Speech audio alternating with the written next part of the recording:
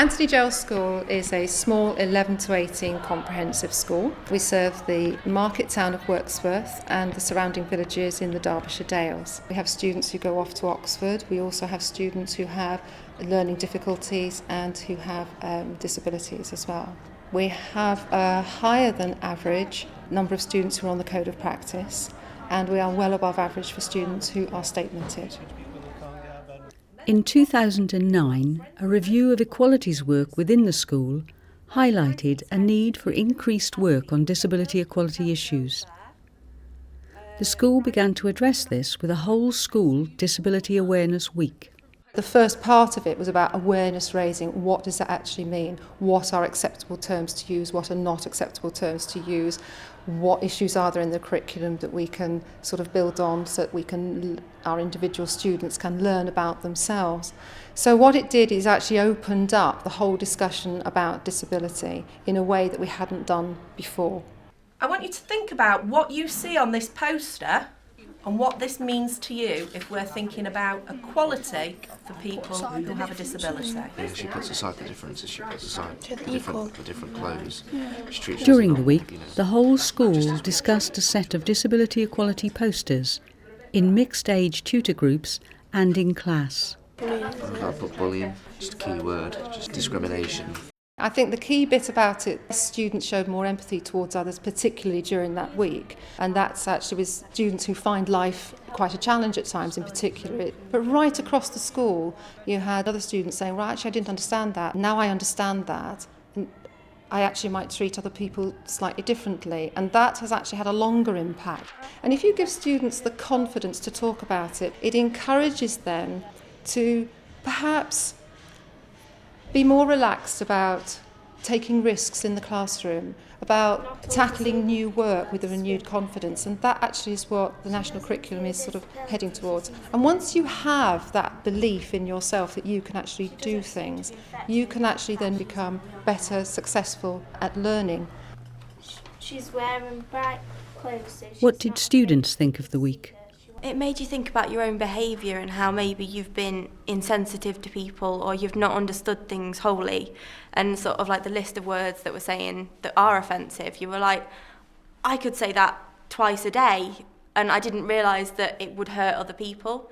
And then it made you think, actually, no, I'm not going to do that anymore. I need to understand. And and then the whole school, you could see it have a difference through people thinking, actually, no, that's not nice, I'm not going to do that.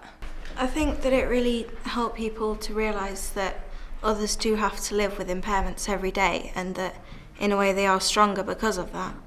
So I just think that maybe people might respect others a bit more because of that week. During the Disability Awareness Week, the PE department introduced students to a number of disability sports. This was popular and this work will be continued. Building on work done during the Disability Awareness Week, staff are now developing lessons which include disability equality and disabled people's experiences. In this humanities lesson, Sarah and a colleague from history have adapted an existing resource for this Year 8 class. And for shell shock, because it will make them feel reassured. Yeah, reassured. Some were mild injuries and some were extreme injuries, but there was a lot of men that were injured. I guess because I'm an RE person, I always try to make it personal, so trying to give them the perspective of creating their own character and giving their own character an injury, I thought would perhaps help them to understand and to focus more on the subject. Being shot went through his chest and then it went through his back.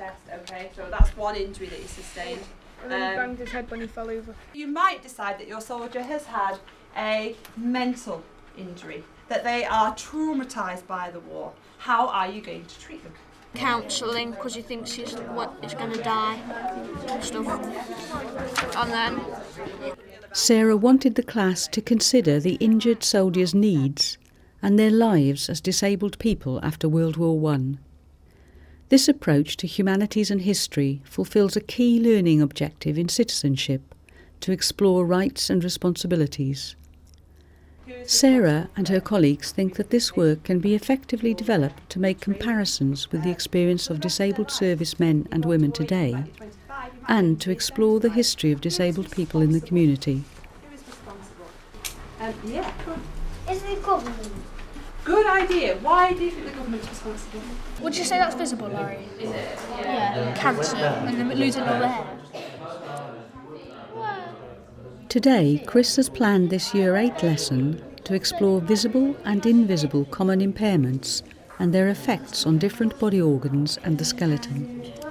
Lymph and immunity system. I would say it's a twofold thing that I was trying to achieve. Obviously the science behind some of the impairments, the systems that they belong to, but at the same time I was also trying to keep aware of the social model and keep the perspective of raising awareness. I think that through awareness these kids can deal with disability when they see it much better. It's so different to how when I was at school and we didn't know anything, and sometimes we were even perhaps fearful to talk about it.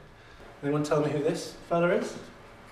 Go on. Stephen Hawking. Well done. He can't actually speak, so he uses the flicking of his eyes and into a computer that then makes the noise for him. Visible or invisible disability? What do you think? Go on. Invisible. Invisible. In fact, he is dyslexic. I am mildly dyslexic myself. What I really wanted to try and achieve was to get away from this idea of a group of normal people and then a minority of disabled people. It does, doesn't it? Oh, my mum's got arthritis. My uncle has this and he used to have injection. Asthma, which is invisible. The class includes 5 disabled students with learning difficulties. Mine's rumpus. They were starting to see themselves and, oh, okay, that's me. And a number of other times in conversation, oh yeah, I was born with a birthmark, or my sister's got that. And that's the lovely thing about these sort of lessons, is it brings it home and makes it real and makes it personal to everyone. Migraine. Which is in the nervous system. Which is invisible again. We've got barcodes, ISBN numbers. What's an ISBN number? What information's passed on in a PIN number? In maths, Naomi is also convinced that exercises with real-life practical applications engage students. Today, she's asking the class to investigate codes, and specifically Braille. Yeah, that's a good one, Ellie. Now you always have 2 across, 3 down, possible ways of putting on these dots. So the first thing is I want to think, how many possible patterns are there if you've got 2 across, 3 down, and possibilities of raising some of them? I want a systematic way of working that out. 1, 2, 1, 2, 3, and then you go on the last one. So that could work. 1, 2. So like this. When the class were confident with the number of dot combinations, Naomi asked them to decode some Braille and then to write their own messages. Found it, it's not. But then to change over from numbers into letters, you have to put your letter sign on again. It's basically the same, just they can't see it, they have to feel it, but they still have to know the same things as we do. So in the picture, we've got a guy in a wheelchair. Helen and staff at Anthony Gell have set up a working group to ensure that work on disabled people's experiences and disability equality issues continue to be developed and incorporated throughout the whole school curriculum. There's more resources around now than there were even this time last year, so that actually makes it easier to look at things. So we will plot what needs to be done, perhaps across a year group or perhaps even within a department. There will be a group of teachers who look at that to advise, to sift through the material. Because whilst there's more material around now, it needs to still be worked into schemes of work, so it's not a bolt-on extra, and it needs to become part and parcel of your normal teaching. By embedding disability equality in the curriculum, the school is developing students as successful learners and confident individuals.